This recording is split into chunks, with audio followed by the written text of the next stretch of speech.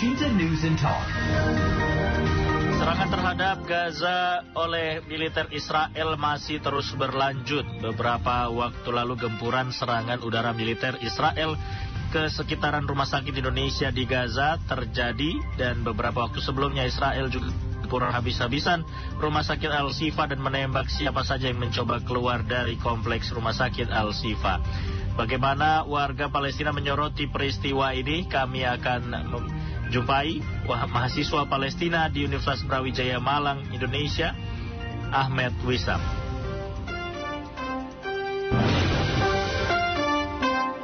Al Shinta News and Talk. Mas Ahmed, kami turut prihatin ya atas kejadian yang terjadi di Palestina hingga saat ini.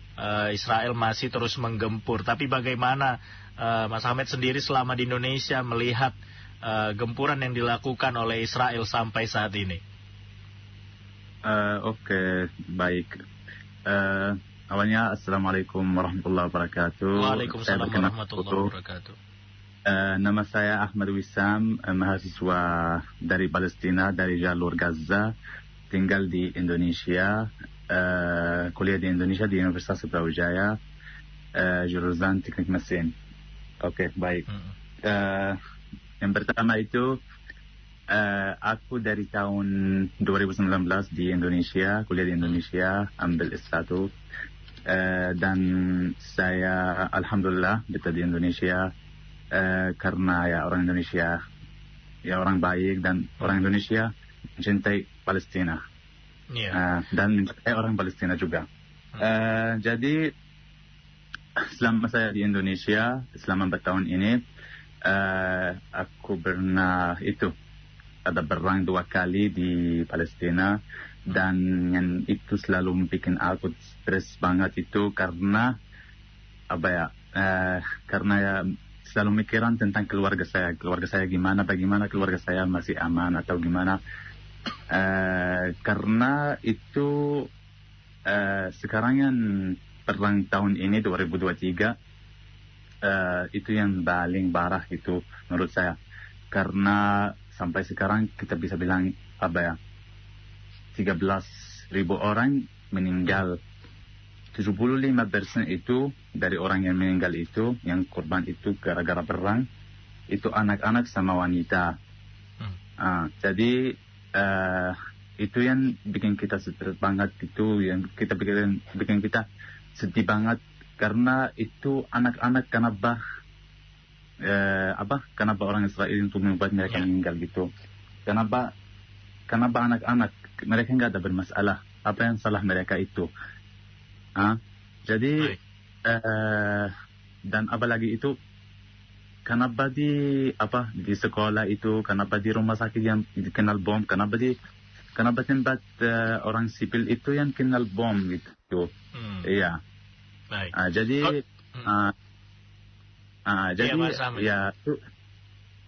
Jadi bikin saya stres gitu, bikin saya mikiran banyak tentang keluarga saya, bikin saya mikiran banyak tentang teman-teman saya. Ya, sampai sekarang ada 3 teman saya itu udah meninggal gara-gara berang. Iya.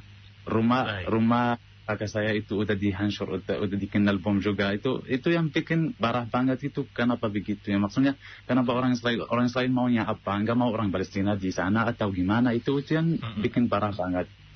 Baik. Ya. Mas Ahmed, sejak konflik kemarin tanggal 7 Oktober sampai sekarang sudah ada berkomunikasi dengan keluarga di Gaza atau seperti apa? Iya, tentang komunikasi itu kadang-kadang ada komunikasi sama keluarga, kadang nggak ada internet, nggak bisa komunikasi, nggak bisa hubungi keluarga sama sekali. Jadi selama berang ini udah hampir 43 hari. Aku berhubungan sama keluarga mungkin 4 atau 5 kali gitu. Ya, saat mereka ada internet itu mereka hubungi saya, kita lagi ini baik-baik, mereka lagi baik-baik. Ya, cuman begitu aja. Kapan itu terakhir kali komunikasi dengan keluarga, dan bersama siapa saja yang dihubungi saat itu, Mas Ahmed? Itu kali terakhir adik saya yang hubungi saya itu 3 hari yang lalu.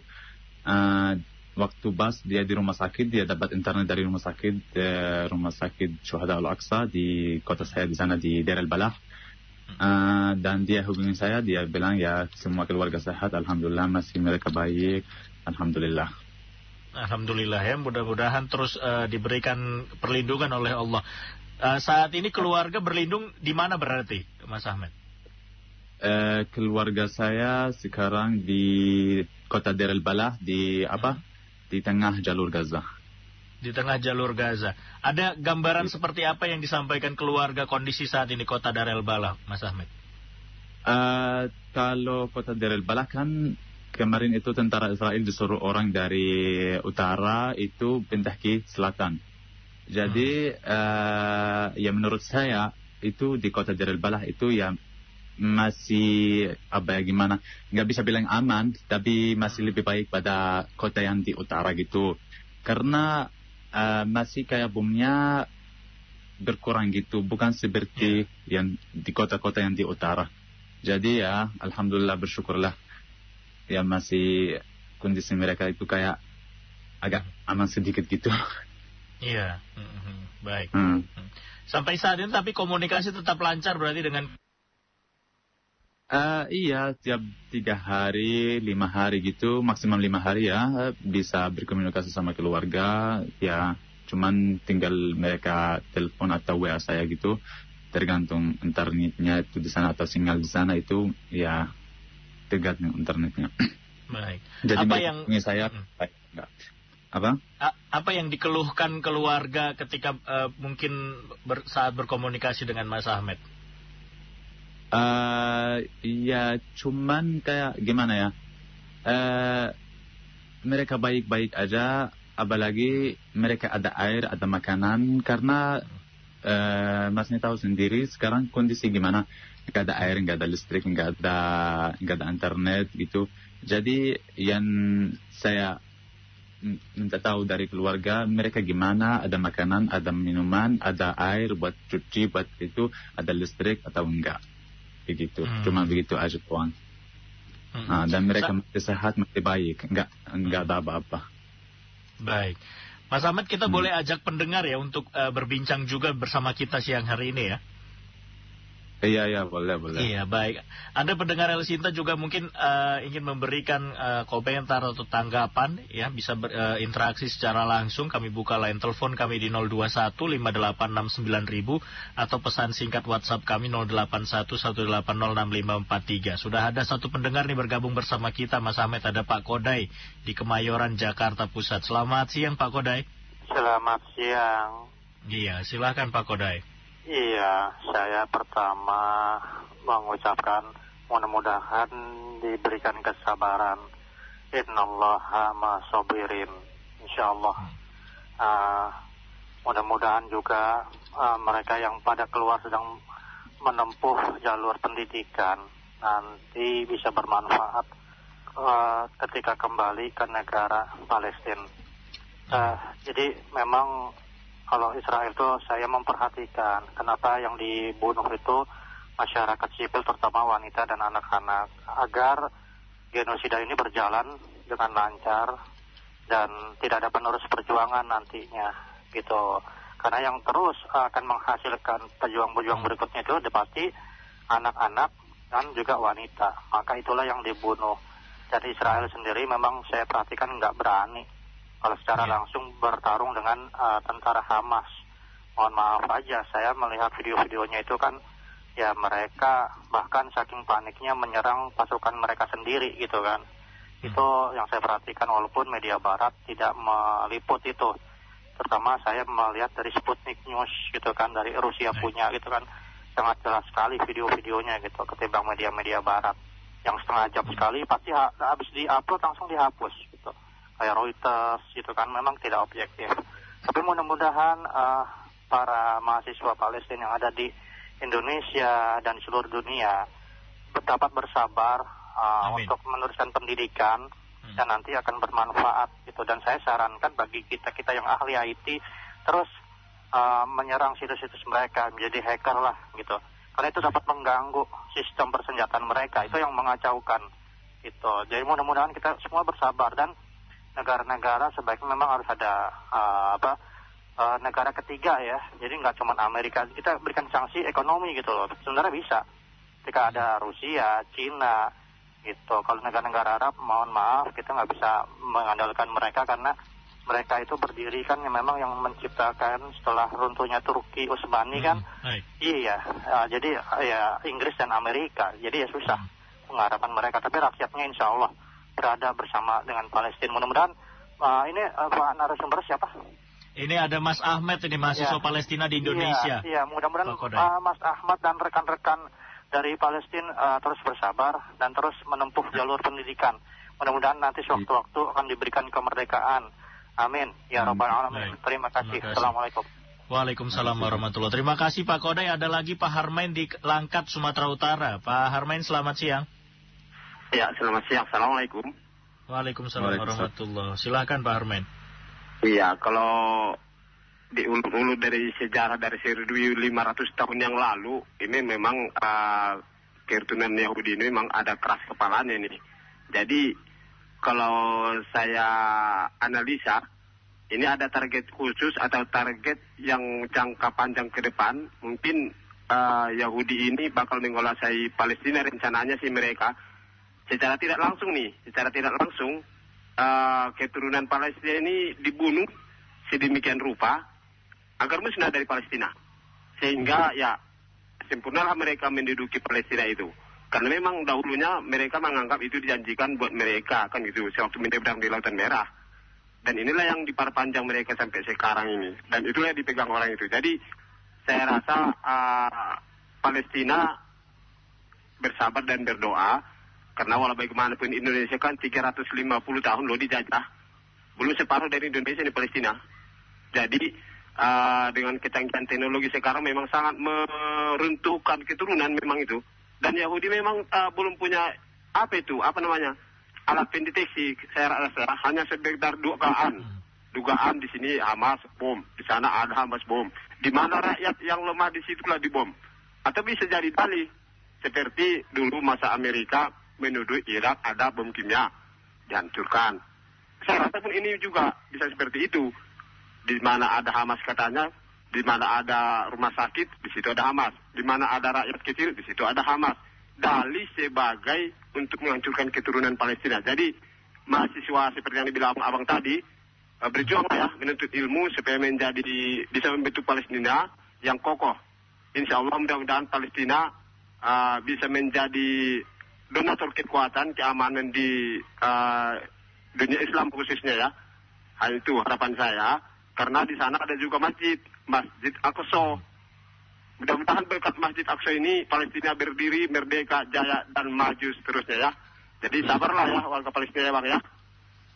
Ya, kami dari Indonesia kami doakan semua. Terima kasih ya Bang ya. Terima kasih Pak Harmain di Langkat, Sumatera Utara. Dukungan terus kami sampaikan, kami panjatkan juga doa untuk warga Palestina. Tapi di Palestina sendiri tadi gambarannya seperti apa awal atau akar dari permasalahan ini sebetulnya, Mas Ahmed? Kalau bisa diceritakan mungkin ke pendengar El Sinta. Tentang kondisi di Palestina yang sekarang itu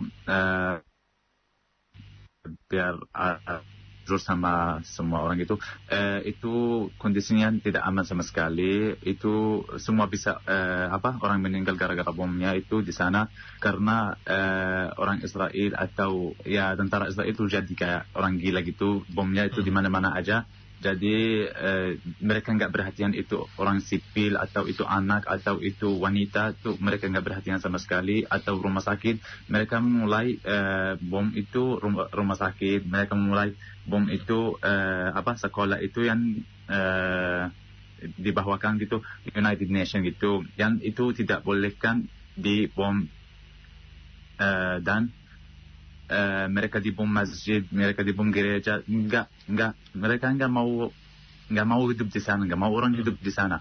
Mereka mau semua orang di sana matikan. Jadi kondisinya masih kayak lebih parah, lebih keras, dan semoga orang yang di sana itu bisa bersabar sampai saat ini karena mereka kayak nggak ada apa-apa, nggak ada air. Dan apalagi ini lagi musim dingin, jadi mereka udah rumahnya dihancur gitu, mereka nggak punya rumah, nggak ada tempat tinggal gitu, mereka cuman keluar dari rumahnya mereka gara-gara perang itu dihancurkan rumah mereka. Jadi mereka merasa dingin gara-gara itu musim dingin sekarang di sana. Dan semoga mereka bersabar dan semoga Allah semoga itu perangnya selesai cepat. Amin. Amin. Doa kami membersamai terus, Mas Ahmed. Terakhir dulu 2019 saat meninggalkan rumah di Gaza, kondisinya seperti apa dan sekarang juga seperti apa, Mas Ahmed? Saat saya meninggalkan negara saya itu dari tahun 2019, itu waktu saya pergi ke Indonesia. Kondisinya masih alhamdulillah aman, dan yang nggak ada apa-apa, nggak ada perangnya yang seperti saat ini. Sebenarnya itu perangnya setiap hari, maksudnya bisa gitu dengar bomnya atau gitu. Tapi sebarahnya itu yang sekarang itu yang paling parah, yang paling susah banget, yang paling bikin orang kayak sedih banget, nangis banget, banyak orang yang meninggal. Jadi kalau sekarang itu kondisinya bahaya banget, kondisinya tidak aman sama sekali, tidak aman untuk orang hidup di sana, betul.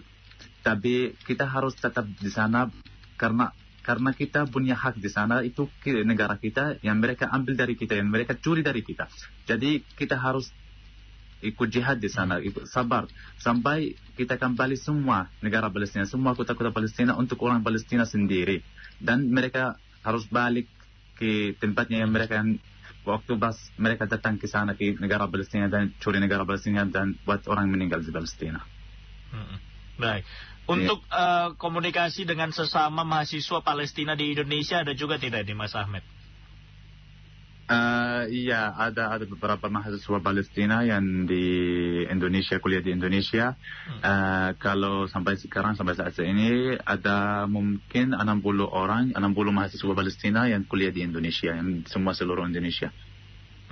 Kalau di Brawijaya sendiri, Mas Ahmed sendiri atau ada juga teman saudara? Di Brawijaya kita di sini ada 3 orang Palestina, saya dan 1 perempuan dari jalur Gaza juga, dan 1 perempuan dari kota Bethlehem itu di Untuk teman-teman yang dari Palestina bagaimana kondisinya? Apakah juga berbagi cerita dengan Mas Ahmed kondisi keluarganya di sana seperti apa? Ada banyak teman-teman yang kebanyakan dari jalur Gaza itu rumah mereka udah dihancurkan. Ada beberapa orang di keluarganya mereka itu udah mati udah meninggal gara-gara perang. Ada yang semua keluarga mereka udah meninggal gara-gara perang ya. Semua orang ada kayak hal-hal yang seperti apa yang bikin sedih gitu, kayak rumahnya mereka, kayak orang meninggal dari keluarganya atau teman gitu, semua seperti itu. Soalnya nggak ada tempat yang aman di sana. Baik, termasuk saat ini keluarga Mas Ahmed yang berada di Dar el Balah ya? Iya, berada di kota Dar el Balah.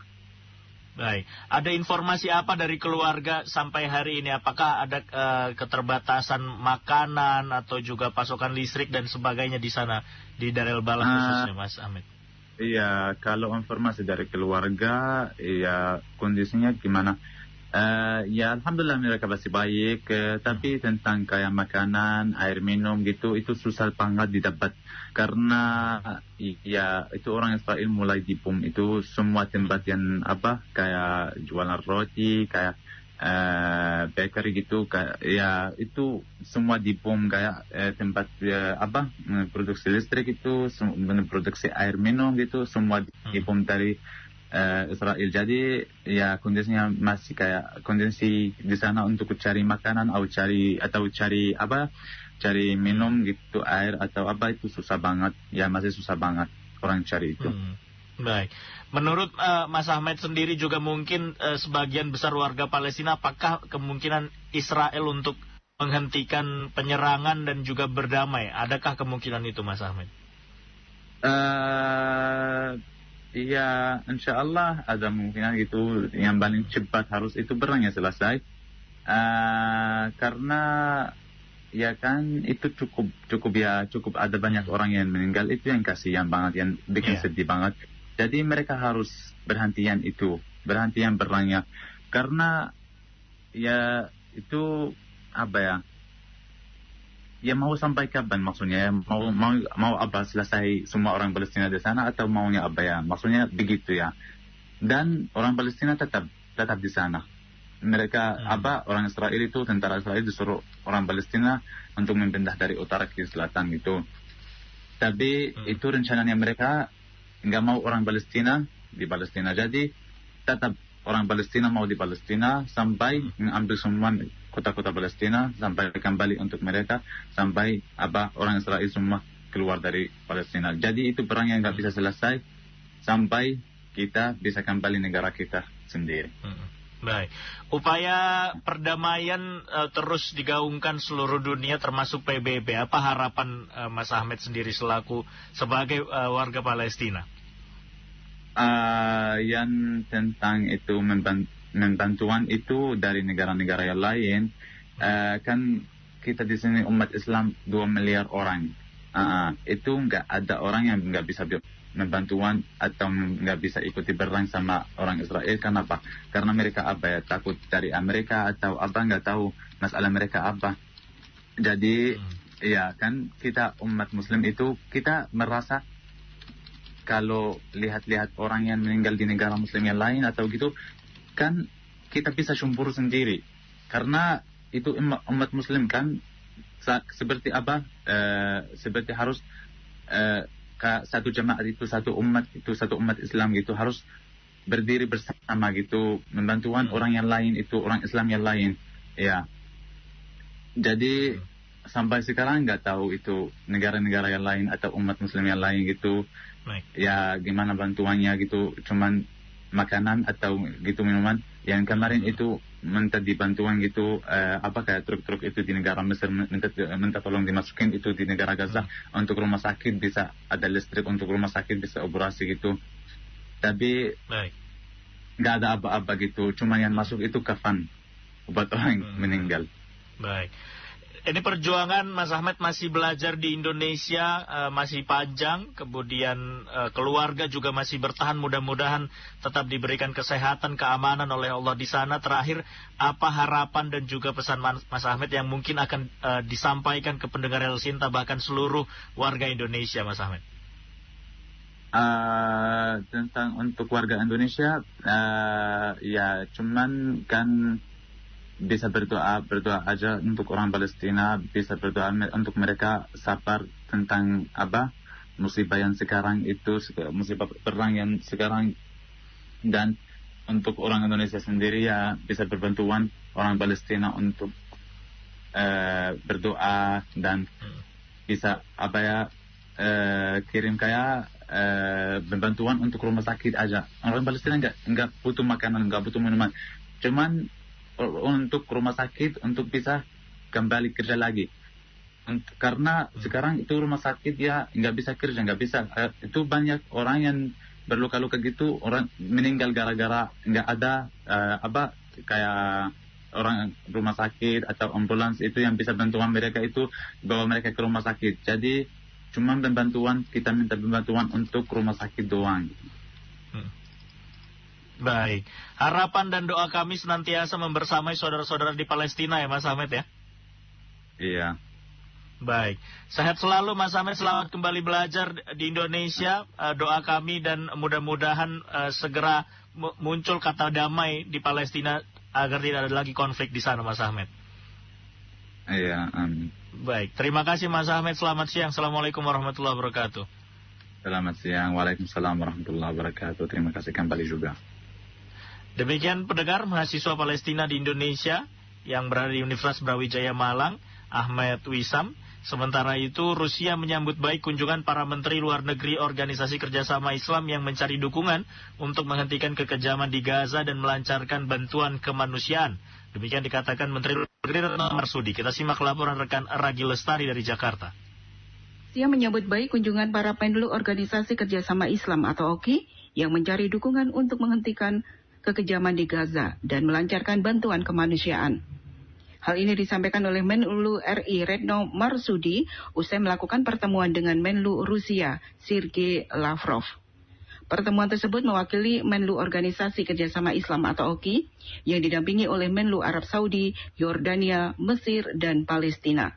Pertemuan perwakilan anggota OKI ini merupakan kelanjutan dari KTT bersama OKI Liga Arab yang dilakukan di Riyadh 11 November 2023 lalu dengan tujuan untuk menghentikan kekejaman di Gaza dan melancarkan bantuan kemanusiaan. Rusia juga sepakat dengan butir-butir yang ada di dalam resolusi KTT OKI Liga Arab. Untuk itu diperlukan dukungan dari banyak negara, terutama negara-negara anggota tetap Dewan Keamanan PBB termasuk Rusia. Retno juga menyampaikan pentingnya semua negara melihat secara jernih isu Gaza dan mengambil sikap yang adil. Pertemuan dengan Menlu Lavrov berlangsung dengan hangat dan terbuka. Dalam pertemuan, para Menteri Luar Negeri OKI kembali menyampaikan kutukan terhadap apa yang dilakukan oleh Israel terhadap Gaza. Saya dalam pertemuan menyampaikan bahwa alasan Israel mengenai apa yang dilakukan saat ini sebagai self-defense sangat tidak dapat diterima. Pertama, karena alasan tersebut tidak dapat dipakai oleh penjajah seperti Israel. Yang kedua, alasan self-defense tidak dapat dijadikan license to kill civilian, tidak dapat dijadikan alasan untuk membunuh masyarakat sipil dan menyerang fasilitas sipil. Rekan-rekan, beberapa hal yang muncul di dalam diskusi para Menteri Luar Negeri OKI dengan Menlu Sergei Lavrov antara lain Rusia menyambut baik kunjungan para Menteri Luar Negeri OKI yang merupakan follow-up dari KTT bersama OKI Liga Arab yang dilakukan di Riyadh 11 November 2023 dengan tujuan untuk menghentikan kekejaman di Gaza dan melancarkan bantuan kemanusiaan.